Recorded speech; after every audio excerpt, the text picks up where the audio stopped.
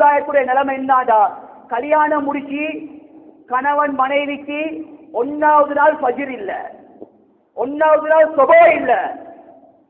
யாரு குடும்ப வாழ்க்கையை ஃபஜ்ர் இல்லாம ஆரம்பிப்பார்களோ அவர்கள் தங்கத்தால் எழுதி வச்சுக் கொள்ளட்டும், என்ற வாழ்க்கையில அதுக்கு தௌபா செய்யும் வரையில, தௌபா செஞ்சு மீளும் வரையில, மௌத்து வரைக்கும் வாழ்க்கையில தரித்திரியம் அடித்துக் கொண்டே தான் இருக்கு.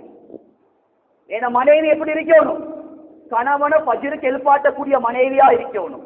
அப்படி அவ ஃபஜ்ருக்கு எழுப்பாட்டக்கூடிய பழக்க வழக்கம் அவருக்கு இல்லையா, கல்யாணத்துக்கு முன்னால் உம்மா அப்பா நேர காலத்தோட எழுப்பாட்டி பழக்கம் இல்லையா, நினைச்சு கொள்ள வேண்டியதான் அவ மனைவி இல்ல, ஏன்னா வாழ்க்கைக்கு கிடைச்ச பெரிய ஒரு தரித்திரியம் நினைச்சு கொள்ளணும். தரித்திரியம்.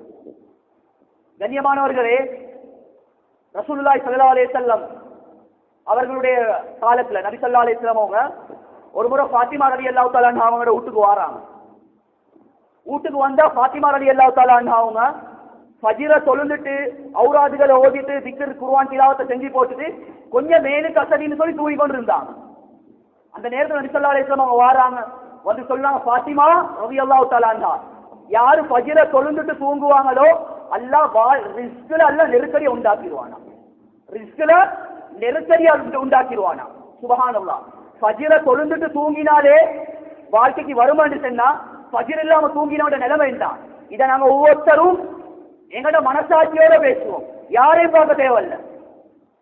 நான் இந்த கேட்டகரியில இருக்கிறேன். சுப்ஹானல்லாஹ்.